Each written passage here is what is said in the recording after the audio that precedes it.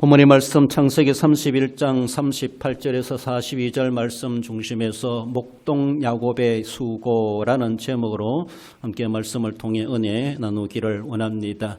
우리는 교회 설립 행사, 기념 행사를 앞두고 있습니다. 그러면서 남들에게 기도하며 또 어쩌면 노심초사 반나서로 고민하며 이 일을 위해서 수고하는 이들도 있다는 것을 기억해 보며 감사주일도 앞두고 있습니다만은 행사를 우리가 더 기점으로 생각해 볼 때에 더 우리가 하나님 앞에 내가 어떻게 섬겨가고 있는가. 지난주에는 잔치집의 하인들이 그렇게 말없이 묵묵하게 지시하는 대로 순종했으므로 물이 변하여 포도주가 되게 하시는 주님의 그 놀라운 기적과 표적을 온 사람들이 맛보고 경험하게 되었다라는 것을 상고해 보았습니다. 연회장은 모르지만은 하인들은 알더라라고 하는 것을 기억해 볼 때 연회장의 자리가 아니라 하인의 자리에 있을 때 은혜를 알 수가 있고 은혜를 경험할 수가 있고 은혜 받을 수가 있고 어쩌면은 연회장은 나중에는 더 올라갈 자리 없을지 몰라도 하인들은 나중에 어쩌면 예수님의 증인이 되지 않았겠는가. 저는 충분히 그렇게 인정할 만하다라고 볼 수가 있습니다. 아마 그렇게 예수님의 기적의 능력을 경험했던 하인들은 70인의 전도대가 되었다든가 그리고 이후에 120명의 마가다락방에서 기도하고 성령 충만하여 초대교회를 이루는 그런 중심 멤버들이 되지 않았겠는가. 충분히 가능성이 있다. 그렇게도 볼 수가 있습니다. 그 은혜를 알지 못하는 사람은 그 자리에 참여할 수 없습니다. 그러나 그런 은혜의 자리는 정말로 오병의 기적이 있었던 것, 빈들에서 있었던 것처럼 하나님의 기적과 능력의 현장, 그것을 우리가 그렇게 있을 때에 하나님은 우리에게 놀라운 능력을 베풀어 주시고 진짜 감사할 것이 무엇인가를 보여주신다는 것을 상고해 보았습니다. 목동 야곱의 수고, 목동이라면 우리가 잘 알고 있습니다. 가축에게 풀을 먹이며 돌보는 아이를 가리킨다라는 것이죠. 그래서 야곱은 외삼촌 라반의 집에서 목동 노릇하며 20년 세월을 보내게 되는 본문의 배경을 가지고 있습니다. 하나님께서 사명자를 소명하여 쓰시는 방식이 어쩌면 두 가지 방식이 있다 이렇게 말할 수 있습니다. 제가 정한 겁니다만은 야곱식이 있고 모세식이 있다라고 말할 수 있는데 오늘 본문의 야곱식은 일단은 임명부터 해놓습니다.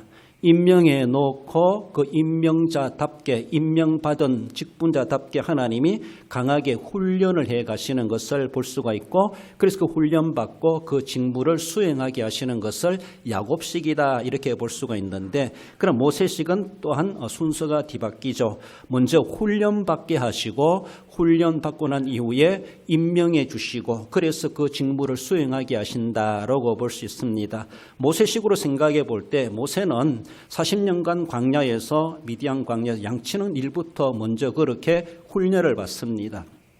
내가 왜 이런 훈련을 받아야 돼? 내가 이런 고생을 해야 되지? 아무것도 모르고 일단은 세상 말로 고생을 하는 세월을 보내게 되죠. 그러면서 하나님께서는 약 40년의 훈련이 끝났을 때에 그를 이제 이스라엘의 지도자로 임명하여서 가라 하시면서 훈련 다 끝난 그를 지금 현장으로 그렇게 자대 배치 보내는 것처럼 그렇게 보내셔서 그 임무를 수행하게 하시는 것을 볼 수가 있습니다.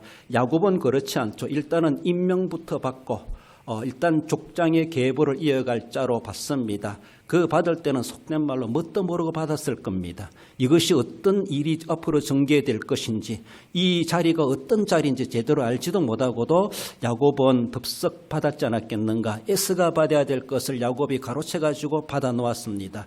정말로 뭣도 모르고 받았을 겁니다. 그렇게 임명받고 나서는 그는 정말로 오늘 본문에 나오는 20년 동안 온갖 고생을 해가면서 하나님으로부터 훈련을 받고 단련을 받고 그 아브라함과 이삭에 이어가는 계보를 이어가는 족장으로서의 정말로 그런 사람이 될 수 있도록 하나님이 그를 훈련하여 다듬어 가시는 그런 과정을 오늘 본문의 20년의 세월을 가지게 하셨다라고 볼 수 있습니다. 그렇죠. 이 임명과 훈련과 직무 수행은 하나입니다. 어떤 분들은 먼저 임명받고 나서 그 자리가 사람을 만든다. 그래서 임직받고 나니까 참 사람이 변해서 정말 충성된 일꾼이 된다. 이런 사람이 있기도 합니다. 그런 어떤 사람은 정말 하나님 앞에 얻어터질 거 다 얻어터지고 나서 하나님 앞에 아이고요, 아이고 주여라고 하며 두 손 두 발 들고 왔을 때 하나님 이미 훈련된 자로서 그를 또 그렇게 쓰시는 그런 과정들을 볼 수가 있죠. 여러분들은 어떤 방식을 하나님께서 쓰셨을까? 각자의 방식이 있을 수가 있고 이것은 또한 동시적이다, 동시다발적이다라고 볼 수가 있고 임명과 훈련이라는 것은 꼭 우리에게 필요합니다. 나는 이제 임명받고 안수받았고 나는 임직했으니까 나는 다 됐다, 더 이상 안 한다라는 것이 아니라 훈련이 없었으면은 받고 나서도 훈련의 과정을 스스로가 감당해 갈 수 있어야 됩니다. 왜냐하면은 직분이 중요한 것이 아니라 직분에 따른 사명을 감당하기 위한 것이죠. 사명을 완수하기 위하여서는 훈련되지 않고는 감당할 수가 없다라는 것입니다. 오늘 본문에 하나님은 야곱을 먼저 임명해 놓으시고 그래서 20년 동안 온갖 고생을 하게 하시면서 그 자리에 임할 수 있도록 그렇게 하셨다라는 것을 보여주고 있습니다. 나아가서 본문의 말씀을 통해서 살펴볼 때 먼저는 스스로 보충하는 수고를 하게 된 것을 야곱의 수고로 보게 됩니다. 39절에 물려 찢긴 것 낮에 밤에 도둑을 맞았던지 외삼촌이 그것을 내 손에서 찾았으므로 내가 스스로 그것을 보충하였으며. 어쩌면 야곱은 라반의 집에서 외삼촌 라반의 집에서 외삼촌의 딸들과 결혼하면서 처가살이 20년의 삶을 살아가게 됩니다. 그 처가살이 하는 야곱의 처지가 얼마나 안쓰러운지 그렇습니다.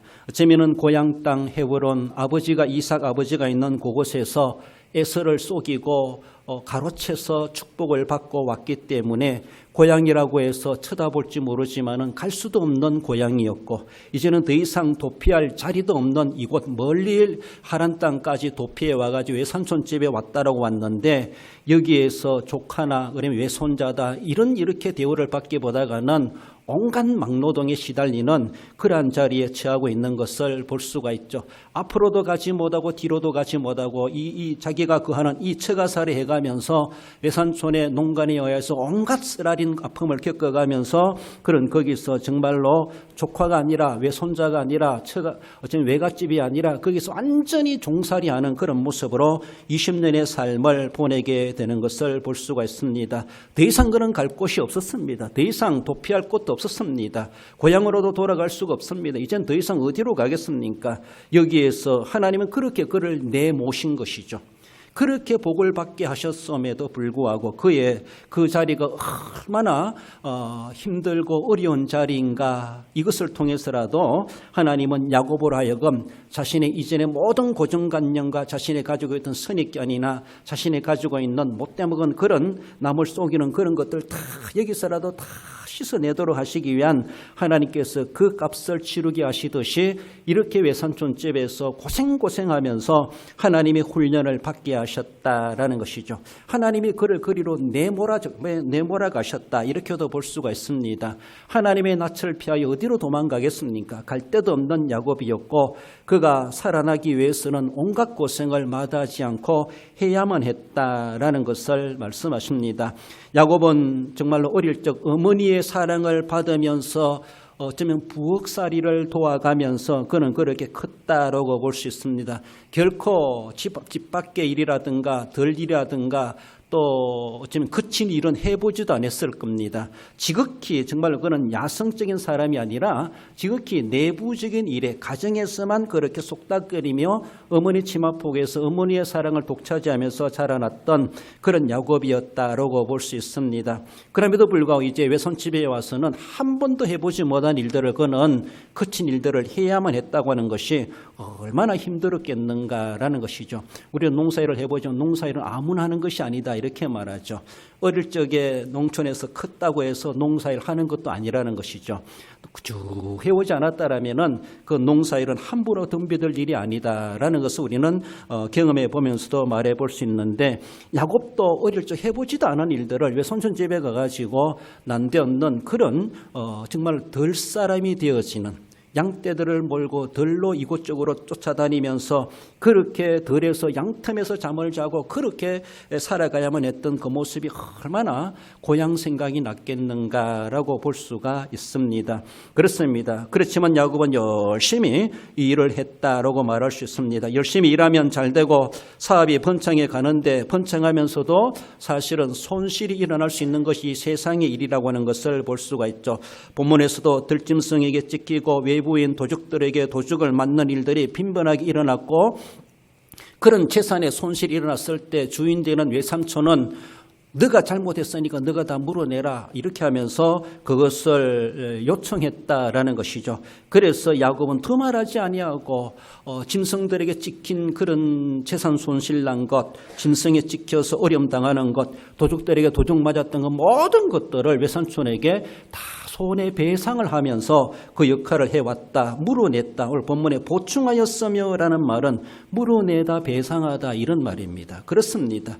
야곱이 참말로 고생하며 자기를 위한 것도 아니라 외삼촌의 양떼를 치면서 손실된 것, 우리가 살아가다 보면 손실이 있을 수가 있죠. 있을 수 있는데 그 책임을 야곱에게 다 돌리는 외삼촌 라반의 그도 참 머리수가 얼마나 빠른지 그렇게 야곱에게 책임을 물어가지고 우리로 보면은 어쩌면 봉급을 깎는다든가 너에게 돌아갈 혜택을 줄인다든가 온갖 여러 가지 모습으로 협박을 해가면서 어쩌면은 야곱이 그것을 물어내도록 요청했다. 그래서 야곱은 더 말하지 아니하고 그 모든 손실에 대해서 자기가 다 책임을 안았다라는 것까지도 말씀하고 있습니다.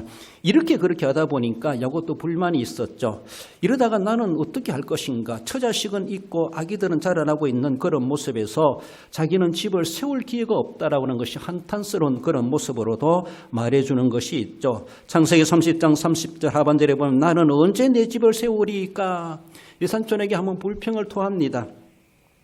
이런 사실을 외삼촌도 알고 있다는 것이죠. 야곱이 얼마나 충성되게 자기 집에 와서 이렇게 종살이처럼 일하고 있는지 또 야곱 때문에 외삼촌이 얼마나 덕을 보고 있는지 외삼촌이 알면서도 그 손해배상을 야곱에게 묻는 이런 모습들 창세기 30장 29절에서도 내가 어떻게 외삼촌을 섬겼는지 어떻게 외삼촌의 가축을 쳤는지 외삼촌이 아시나이다. 외삼촌도 알지 않습니까? 알면서도 어쩌면 어떻게 나한테 이렇게 대할 수가 있습니까? 나는 언제 내 집을 세우리까? 나도 처자식이 있는 사람인데 계속해서 여기서 이렇게만 살아가야 되겠습니까? 라고 하면서 온갖 여러 가지로 불평을 토하는 것을 볼 수가 있죠. 야곱도 상당히 계산적인 사람이고 간사한 사람이고 누구보다도 머리 잘 굴리는 사람이다라고 볼 수가 있죠. 근데 정말로 뛰는 놈이 나는 놈이 있다고 외삼촌 집에 가니까 외삼촌은 한 수 더 뜨는 사람이었습니다. 야곱의 그 간사한 마음을 이미 간파하고 라반은 외삼촌은 야곱을 도리어 이용해 먹는 그런 모습으로 야곱이 도리어 당하는 그러한 처지가 되었던 것을 볼 수가 있죠. 우리 하나님께서는 어쩌면 야곱을 일부러라도 그렇게 외삼촌의 집에 붙여준 것은 아닌가라고 볼 수 있습니다. 거기서 서러움도 알고 배고픔도 알고 추위도 알고 더위도 알고 고생도 알고 정말로 살아가는 것이 어떤 것인가를 지금까지 경험해 보지 못했지만은 그 가서 그렇게 하면 정말 좀 강자를 만나가지고 한 생활해 보라는 것이죠. 세상에 살아가는 그렇게 녹록치 못하다는 것에 대해서 지금까지는 엄마가 해주는 대로 다 그렇게 수발받으면서 컸을지 모르지만 이제는 너는 그렇지 않다는 것이죠. 애서는 몰라도 너는 이제는 그렇게 하면 안 된다는 것이죠. 그래서 어쩌면은 하나님께서 야곱을 훈련시키기 위해서라도 더 강한 교관을 만나게 해가지고 정말로 강훈련을 받게 하셨던 모든 훈련의 책임을 보고 계셨던 우리 하나님이 아니셨던가라고 볼 수 있습니다. 우리 일하다 보면은 손실이 있을 수가 있고 예상 밖의 결과가 나타날 수도 있는 것이 사실입니다. 우리의 사업이나 가정이나 직장생활뿐만 아니라 교회 일도 그러하죠. 교회 일도 뭔가 한다고 세상 말로 죽도록 했는데 하고 나서 보면은 내가 봐도 만족하지 못하고 누가 본다 할지라도 뭐 일을 이렇게 해놨냐라고 그 결과적인 모습을 본 사람들은 핀잔을 놓을 수가 있는 것은 쉽습니다. 그렇게 해온 그런 결과를 낳기 위해서 했겠습니까마는 그걸 하다가 보니까 하려고 했음에도 불구하고 만족이 되지 못하고 뭔가 도리어 재산적이든 시간적이든 정력적이든 손해 보는 그런 모양이 되는 것도 이 세상에 있을 수 있는 일이다라는 겁니다. 우리가 세상에서 수고한 만큼 거둘 수 있다고 하는 건 하나의 복입니다. 이거 하나님 주신 하나의 일반 은총이고 복이라고 볼 수 있습니다. 그런 우리가 수고한 대로 다 거둘 수 있습니까? 원래는 그래도 우리나라도 보면 큰 태풍이나 큰 피해가 재난이 없어가지고 잘 한 해가 추수하게 되는데 잘 익은 그런 과일들, 잘 커 그런 배이삭들 한 번 태풍 와서 쓸어버리면은 하루아침에 끝장나는 것을 볼 수가 있죠. 우리가 수고한 대로 거둘 수가 있는 것이 결코 아닙니다.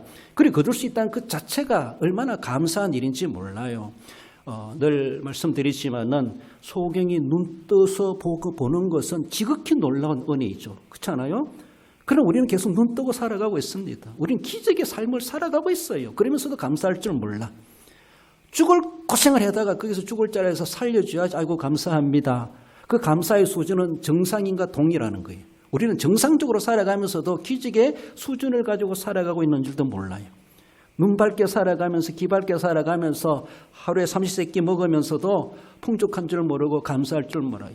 정말로 흉년이 들고 나라가 망하고 전쟁이 나고 잿더미가 돼가지고 하루 살아가는 것도 힘들다. 전전긍긍하며 어떻게 살아갈까 이런 돼가지고 뭔가 복구되고 회복돼가지고 되면 이제 살만하다 감사하다 그렇게 할 수 있을 겁니까? 우리는 지금 기적의 현장의 그 수준에 살아가고 있어요. 그렇게 힘들었던 사람들이 그것을 소망하는 그 수준의 삶을 우리가 살아가고 있다는 것이죠.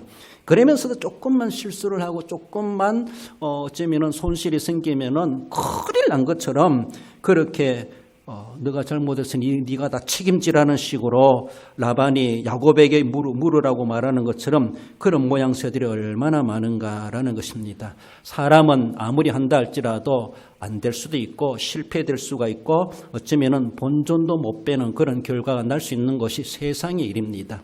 우리는 천국에서 일하는 것이 아닙니다. 우리는 죄악된 세상에 살아가고 있고 만만치 못하고 아무리 한다 할지라도 계산대로 우리가 수고대로 제대로 나타나지 못한 결과도 있을 수가 있다고 하는 것을 우리는 늘 생각하며 잘못한 것을 합리화하는 것이 아니라 그렇게 힘쓰고 애쓰는 그런 일꾼들에 대해서 우리는 알아줄 줄 알아야 되고 그래서 그 고통과 아픔 내가 보면서도 본인이 보면서도 만족하지 못하면서 얼마나 실망하겠습니까? 일한 사람은 더 자책을 하게 됩니다. 그러므로 그렇게 앞서 일한 사람은 결과를 보기보다는 그렇게 수고로 한 과정들을 생각해 보며 도로 위로해 주고 그 보상을 개인에게 지불하기보다 책임을 맡기기보다 함께 나누어지려고 하는 그런 우리의 자세가 필요하다라는 것입니다. 그러나 하나님께서는 이 야곱에 대해서는 그가 모든 것을 다 우리말로 덤템이 쓰도록 하나님은 이 라반을 그렇게 이용하셔서 야곱으로 하여금 자신의 물질과 마음까지도 단련되게 하고 그렇게 세상 살아가는데 훈련을 받게 하셨다라고 볼 수 있습니다. 어려운 일이 있을 수 있는 세상이라는 것을 우리는 늘 생각하며 그것이 불완전한 세상이요 제약된 세상이요 하나님의 은혜가 없으면 살아갈 수 없는 세상이라는 것을 우리는 늘 생각하며 무엇을 하든지 하나님 도와주시옵소서 하나님 함께해 주시옵소서 하나님이 도와주셔야 됩니다. 하나님을 찾고 하나님을 의지하면서 어려움도 극복해 가고 기꺼이 감당해 가고 배상에 내란 배상도 기꺼이 기쁨으로 감당해 냈을 때에 결국 하나님은 야곱의 가정을 풍성하게 하셨던 것처럼 하나님은 뒷일을 책임져 주신다라는 것을 믿고 주님 앞에 섬겨갈 수 있어야 할 것입니다. 나가서 목동 야곱의 수고는 어떤 수고입니까? 무릅쓰고 하는 수고임을 말씀합니다. 40절 상반절에 내가 이와 같이 낮에는 더위와 밤에는 추위를 무릅쓰고라고 말하고 있어요. 무릅쓴다는 말은 아카리라는 그런 히브리 단어인데 먹다 삼키다라는 겁니다. 내가 낮에 더위와 밤에 추위도 내가 다 먹고 삼켜버렸습니다. 자기가 다 소화해냈다는 것이죠. 건강에 유해할 악조건이 있죠. 그렇습니다. 열악한 상황 가운데서 그 모든 것들을 탓하지 아니하고 그렇게 극복하려고 몸부림쳤다는 겁니다. 낮에 덥다고 해서 외삼촌에게 뭐 그늘을 세워달라, 뭐 시설을 어떻게 해달라 할 수도 없었습니다. 밤에 춥다고 해서 온풍기 틀어달라, 뭐 어떻게 해달라, 난로 갖다 달라 어떻게 할 수도 없었습니다. 자기가 다 해결해야 될 일이죠. 되면 되고 안 되면 안 되고 그렇습니다. 낮에 구름기둥이 있었던 것도 아니고 밤에 불기둥이 있었던 것도 아니고 정말로 하나님 이스라엘 백성들은 광야에서 그렇게도 인도해 주셨는데 야곱은 밤이나 낮이나 늘 추위와 더위에 그는 아랑곳 없이 그 일을 감당해내야만 했다는 것이, 더우면 더운 대로 추우면 추운 대로 그것을 무릅쓰가면서 그것을 다 몸에 안아가면서 그것을 다 삼켜가면서 그는 그렇게 라반의 집에서 야곱은 충성하고 헌신했다고 하는 것을 말씀하고 있습니다. 어쩌면 이런 가운데서 야곱이 얼마나 건강에 해칠 만한 그런 삶의 모습이 아니었겠는가라고 볼 수 있습니다. 야곱은 외삼촌 집이라고 어머니 친정집이라고 찾아갔는데 정말로 거기에 외손자로서 조카로서 대우를 받아야 되죠. 우리도 어릴 때 정말로 외갓집에 간다, 외가 간다는 얼마나 설레입니까? 어린 아이들 그렇지 않습니까? 가면 할머니, 외할아버지, 외할머니 있고 또 외삼촌도 있고 외숙모도 있고 우리 엄마의 고향집이라는 것이죠. 얼마나 그것이 귀한 것입니까? 그것이 동심이 있고 얼마나 참 동화 속과 같은 그런 가보고 싶은 외가입니까? 어쩌면 그런 모습에서라도 그의 어머니는 그 외가로 야곱을 도피시키지 않았겠는가. 외삼촌이 잘 돌봐줄 것이다, 친정어머님이 잘 돌봐줄 것이다, 외할머니가 잘 돌봐줄 것이다, 아마 이렇게라도 기대했을 겁니다.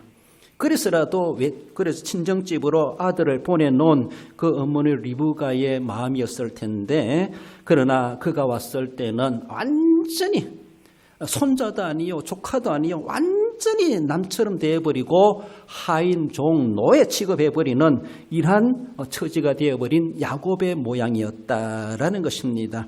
꿈은 깨어져 버렸습니다. 이미 꿈은 가버렸습니다. 완전히 꿈이 아니라 이제는 현실이 되어버렸고, 이제는 정말로 집에서는 애지중지 키움을 받았던 이 야곱이었는데 외가라고 가서 제대로 대어받지도 못하고 도리어 어느 누구 알아주지도 못하고 내가 이 집의 외손자인데 그리고 외조카인데 라고 하면서 그렇게라도 인정받고 정말로 대우받아야 될 손님과도 같이 그렇게 사랑을 받아야 했음에도 불구하고, 그러나 그 집 식구도 어느 누구도 야곱을 위해주는 사람이 없었다라고 볼 수 있습니다. 알아주는 이가 없어요. 그리고 일을 열심히 한다 할지라도 정말 거기에 대해서 야곱이 내 집은 언제 세우리까 이런 말 안 나오도록 그에게도 계속 저축해주고 그에게 제대로 사례를 해주고 월급을 주고, 그래서 너도 이제 독립해야 되지 않느냐라고 하면 이렇게 계속해서 삶의 밑바탕을 그렇게 기초 작업을 해주는 외삼촌이 되어서 얼마나 좋겠습니까? 쉬운 말로 백날 고생해도 아무것도 자기에는 남는 것이 없는 그런 모양이 되었다라는 것이죠. 어느 누구 알아주지 않습니다. 수고도 알아주지 않고 자신의 신분도 알아주지도 않고 이런 모습, 얼마나 외롭고 힘들었겠는가. 몸으로 수고하는 것뿐만 아니라 마음적으로 심리적으로 당하는 그 고난도 얼마나 컸겠는가라고 하는 것을 볼 수가 있죠. 어쩌면 이것이 다 하나님이 영적이든 육적이든 야곱을 단련시키고 훈련시키는 하나님의 과목이 아니었겠는가. 온갖 과목들이 거기에 다 적용되어지고 그렇게 강하게 훈련받게 하셨던 것은 아닌가라고 볼 수 있습니다. 우리가 일을 하면서도 참 알아주는 이가 없습니다. 알아주는 이가 없을 때 뭔가 상당히 서운하기도 하죠. 뭔가 밥 한 그릇 사주고 그에 대해서 사례를 적당히 해주고 그런 것이 아니라 정말로 수고합니다, 참 고생했습니다, 참 이런 한 말 한마디 서로가 인정해주고 알아주는 이런 모습이 얼마나 좋습니까? 그럼에도 불구하고 수고하고 고생한 줄 알면서도 아무 말도 안 하고 아는 체도 안 하고 아는지 모르는지 저 냉소적인 그런 모습은 일하는 사람으로 하여금 의기소침하게 만들고 정말로 안 하고 싶고 모든 것을 다 내려놓고 싶은 그런 자포자기하게 만드는 일 때문에 그런 것이 아니라 관계 때문에, 이웃 때문에 그런 낙심이 될 수도 있다라는 것을 우리는 생각해야 됩니다. 예수님이 이 세상에 오셨을 때도 정말로 구약에 그 수백 년 동안 하나님께서 약속하신 그 메시아가 보냄을 받아 왔음에도 불구하고 예수님을 알아보는 자가 아무도 없었습니다. 어쩌면 마리아 외에는 아는 사람이 아무도 없었다라고 볼 수가 있는데, 그래서라도 그들은 또한 더 나가서 알면서도 예수님을 모른 채 해버리고 그래서 죽이려고 해버리고 자기들을 위하여서 주님을 얼마나 외면하고 박대하고 천대했습니까? 알아주는 이가 없습니다. 아는 채도 하지 않습니다. 얼마나 의심적으로 고통과 외로움이 많았겠는가. 그렇죠. 우리가 야곱은 이후의 삶을 볼 수 있지만 야곱이 장차 지금은 그렇게 취급을 당하고 있지만 이 아이가 이 사람이 어떻게 되리라고 하는 것을 아무도 몰랐을 겁니다. 외삼촌 라반이 뭐 예상은 했겠습니까? 이 야곱이란 인간이 야곱이란 사람이 자기 조카가 앞으로 어떤 인물이 될 것인지. 라반이라는 이름은 성경에 더 이상 안 나오지만 이 야곱의 이름은 계속 나오지 않습니까? 이제 이스라엘 이름으로 바뀌어져 가면서 그 나라가 세워지지 않습니까? 하나님의 선민으로 그렇게 쓰지 않습니까? 장차 그렇게 개고생하는 것처럼 보이는 이 하찮은 야곱이 앞으로 어떻게 하나님의 뜻으로 쓰임받을지 인물인 줄 알지도 못하고 아는 체를 하지 않고 있어요. 그때 알아주는 채였으면 나중에 가서 친근하게 아는 체하기 얼마나 좋겠습니까? 그렇습니다. 함부로 말할 수 없습니다. 함부로 대할 수가 없습니다. 지금 볼 때는 아무 쓸모없는 사람 같고 정말로 저 사람은 지옥 가도 싸다라고 할 만큼 그렇게 보일지 모르지만은 모릅니다. 그 사람이 믿어서 사도 바울처럼 쓰임받을 수도 있습니다. 어거스틴도 수십 년간 어머니 속 썩어가면서 온갖 방탕상을 했던 사람이 사도 바울 이후에 칼빈 이전에 그만한 신학자는 없었다고 그렇게 말하지 않습니까? 그렇게 방탕했던 사람도 하나님은 훈련시켜가지고 들어 쓰셔가지고 놀라운 하나님의 신학의 계보를 이어가게 하는 그런 인물들이 되게 하시는 것을 볼 수가 있습니다. 그래서 우리는 늘 기도해주고 그를 위해서 소망을 가지고 끝까지 낙심하지 않고 우리는 그래도 외적으로는 못 알아준다 할지라도 영적으로 기도라도 알아주고 내 기도의 제목에서 기도의 폭에서는 그들을 빼지 말고 제외시키지 말고 계속해서 우리는 관심을 가지고 양육하고 돌보는 그런 책임을 감당해 가야 할 것입니다. 그렇습니다. 알아주는 이가 없고 완전히 하인 취급받는 그 야곱, 집에서도 해보지 못한 그 일을 외삼촌 집에 와서 온갖 고생을 다하는 것을 볼 수가 있죠. 어쩌면 더더 그렇기도 합니다. 우리 집에서도 안 하는 일을 남의 집에서 내가 하는구나 이런 일들이 있기도 해요. 그 일을 도우려고 갔으니까 해야 되죠. 그렇습니다. 어쩌면 집에서도 직장에서도 해보지 않은 일을 교회에 와서 할 수도 있습니다. 교회 와서 해볼 수 있어요. 집에 와서 한 번도 설거지통에 물 안 넣는 분이 교회 주방에 가서는 설거지 할 수가 있습니다. 집에서는 빗자루 한번 들어보지 못한 사람이 교회 와서는 마당비를 들고 마당다 주차장을 쓸 수가 있습니다. 집에서는 별로 그렇게 신경 쓰지 않았던 것을 교회 와서는 티끌 하나 떨어진 거 보면 이것을 줍고 싶은 줄 수가 있습니다. 그렇습니다. 물론 집에서 해야 밖에서도 해야겠지만은 밖에서 집에서 해는 바가 밖에서 한다고 하는 것처럼 그러나 집에서 안 하더라도 교회에서도 할 수 있습니다. 집에서는 꼭 상하지만은 그러나 교회 와서는 정말 하인처럼 섬길 줄 아는 것.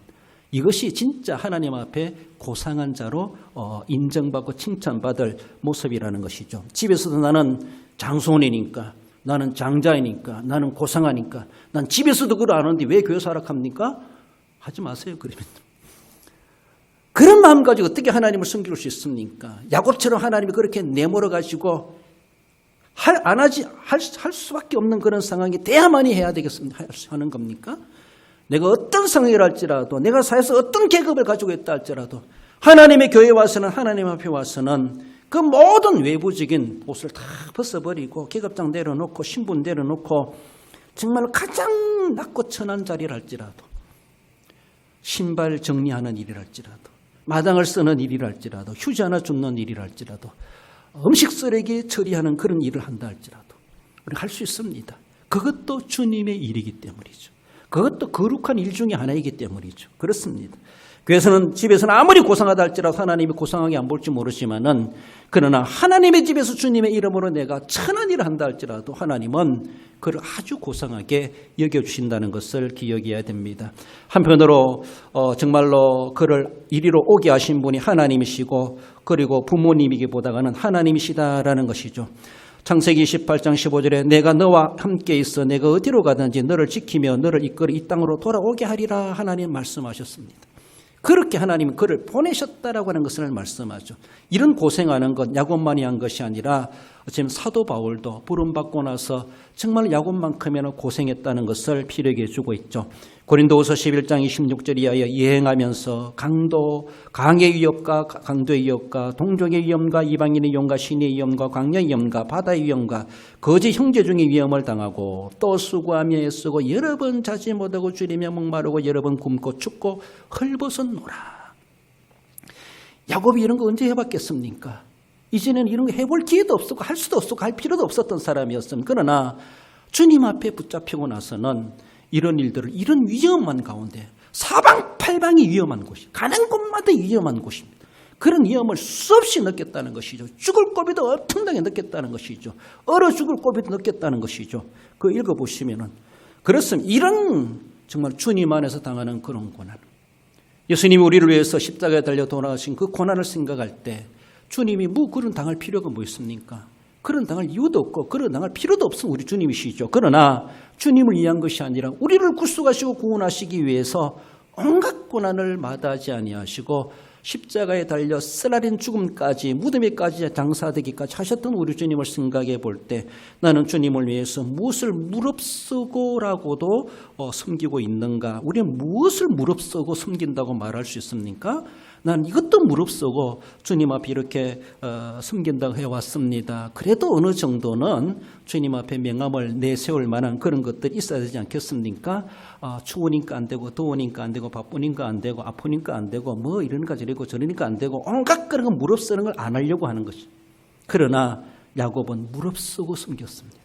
하나님도 독생자까지 내어주시는 것도 무릅쓰고라도 우리를 위해서 사랑해 주셨고 내어주셨습니다. 예수님도 십자가 지시는 것도 무릅쓰셨기 때문에 우리가 구원받지 않습니까? 야곱은 그렇게 무릅쓰고 수고했다. 이것이 오늘 우리 성도들이 하나님 앞에 섬겨가야 될 또 하나의 수고의 모양임을 말씀합니다. 마지막으로 목동 야곱의 수고는 겨를도 없이 수고했다라고 말씀하십니다. 40절 하반절에 눈 붙일 겨를도 없고 현대어 성경에서 눈코 뜰 새 없이 바쁘게 했다 이런 말입니다. 마가복음 3장 20절에 예수님도 제자들과 말씀하실 때 우리가 다시 모임으로 식사할 겨를도 무리가 다시 모임으로 식사할 겨를도 없는지라. 예수님도 때를 놓쳐가면서 사람들의 민원을 해결해 주고 만나 주시고 그렇게 했죠. 제자들도 그렇게 고생을 했던 것을 보여주고 있습니다. 마가복음 6장 31절에 너희는 따로 한적한 곳에 가서 잠깐 쉬어라 하시니 이는 오고 가는 사람이 많아 음식 먹을 겨를도 없음이라. 예수님도 바쁠 뿐만 아니라 예수님이 이를 돕는 제자들도 함께 먹을 겨를도 없이 쉴 겨를도 없이 그렇게 분주복잡하게 겨를도 없이 수고했다라는 겁니다. 그 겨를은 자기를 위한 타임이고 시간인데 그 겨를을 무릅쓰고 했던 그것을 무시해버리고 그렇게 수고를 아끼지 않았다라는 것을 말씀하죠. 정말로 야곱은 외삼촌 집에 와서 온갖 고생 다 하지만은 거꾸로 말할 때 외삼촌 입장에 상당히 생각해 볼 때는 인사가 만사라고 정말로 하인 하나 잘 두니까 얼마나 큰 덕을 받습니까? 그렇지 않습니까? 야곱은 고생하지만은 거꾸로 생각해 볼 때 외삼촌은 야곱 때문에 온갖 덕을 봅니다. 하나님의 복을 덩달아 받게 되는 것을 볼 수가 있죠. 내가 고생하더라도 우리 교회가 복을 받으면은 내가 고생하더라도 우리 교회가 부흥하면은 이것이 우리의 소원이 아닙니까? 우리 고생이 절대로 헛되지 않다는 것이죠.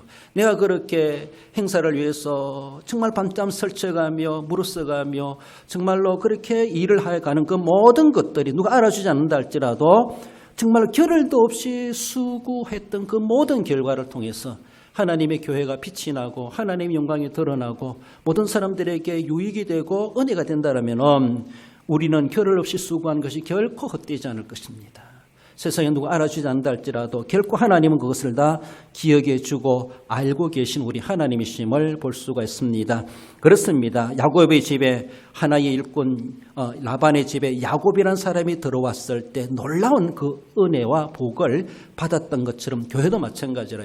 직분을 잘 세우면은 교회가 정말로 복이 되고 든든히 써가고 부흥의 가속도를 달려갈 수가 있다라고 볼 수가 있죠. 그러나 직분 잘못 세웠던 건 없겠지만은 세우다 보면은 직분 잘못 세웠다 이 때문에 거꾸로 벌할 수 있어요. 그래서 교회가 도리어 상처를 받고 힘이 들고 고통과 분쟁이 생기고 이런 일들도 교회도 있다라는 것을 우리는 생각해 볼 때 나 한 사람이 대형교회의 직원으로서 내 하나님의 교회의 직분자로서 나는 어떤 역할을 하고 있고 어떻게 섬겨가고 있는가. 이 공동체를 위해서 내가 세움받은 자인데 그저 내가 명예만 가지고 이름만 가지고 그저 어찌할 수 없으니까 세움받았다 그렇게 생각하시기보다는 내가 이모저모든 훈련받고 임명받았든지 임명받고 훈련받았든지 내게 맡겨진 직분을 위해서는 어떻게 섬겨가고 있고 나로 인하여서 이 하나님의 집이 어떻게 유익을 끼쳐가고 있고 어떻게 유익이 되고 있는가를 생각해야 되죠. 야곱이라는 한 사람이 라반의 집에 들어갔을 때 야곱의 집이 덩달아 복을 받았습니다. 부흥되었습니다. 번창했습니다. 그러므로 고린도전서 4장 2절에 그리고 맡은 자들에게 구할 것은 충성인이라고 말씀하고 있습니다. 야곱이 말하지 않습니까? 여선 집에서 어떻게 섬겨왔는가 그 수고한 것들로 인하여서 암양이나 그 암소들이 낙태하지 않았다고 말하고 있습니다. 그리고 목장이 번창했다고 말하고 있습니다. 창세기 30장 30절에 보면 내가 오기 전에는 외산촌의 소유가 적더니 번성하여서 때를 이루었으니 내 발이 이르는 곳마다 여호와께서 외산촌에게 복을 주셨나이다. 이 모든 복이 복의 통로인 야곱을 통하여서 하나님이 라반의 집까지도 복을 주셨다라는 것이죠. 내가 하나님의 복의 통로로 쓰임받는다는 것이 얼마나 귀한 것인지 몰라요. 그래서라도 하나님은 야곱 때문에 라반의 집까지도 복을 주셨고 그리고 아브라함의 하나님, 이삭의 하나님, 우리 아버지 이삭의 아버지께서 나를 돌보셨기 때문에 나도 이런 재산을 가지고 외산촌 집을 떠나갈 수가 있게 되었습니다. 라는 것이 오늘 본문의 말씀의 배경을 두고 있습니다. 그 모든 복의 근원이 하나님께 있다라는 것은 야곱이 그렇게 고백하지 않습니까? 정말로 많이 이제는 달라졌다 느껴볼 수가 있고 많이 컸구나라는 것을 볼 수가 있어요. 그러나 아직도 야곱은 조금 덜 크지 않았나라고 볼 수가 있는데 그러면서 남은 생에 하나님은 야곱을 계속해서 또 훈련시켜가면서 아브람과 이삭을 이어가는 족장으로서의 그 역할을 감당하게 했다라는 것을 볼 수가 있습니다.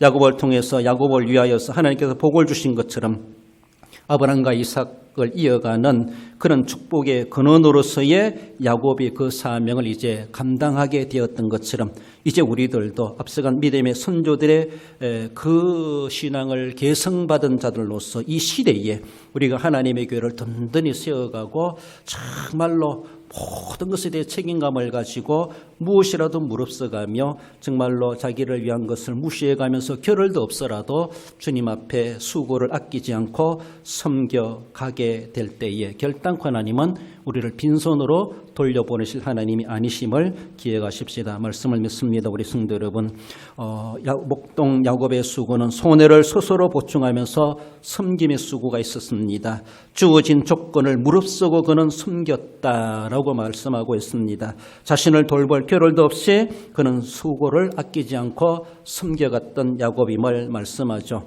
맡김받은 사명을 위해서 우리는 정말로 남김없이 우리 하나님 앞에 수고를 아끼지 않고 내게 베푸신 그 은혜를 생각할 때 내가 어찌 무엇으로 보답할꼬 늘 그런 마음 가지고 주님 앞에 우리의 몸과 물질과 시간과 정성을 다하여 우리 하나님 앞에 섬길 기회에 섬김으로 주님 앞에 인정받으시고 그 모든 보상을 하늘에서 받기를 소망하며 믿음으로 승리생활에 가시는 우리 모든 성도 여러분들 되시기를 주님의 이름으로 축원드립니다.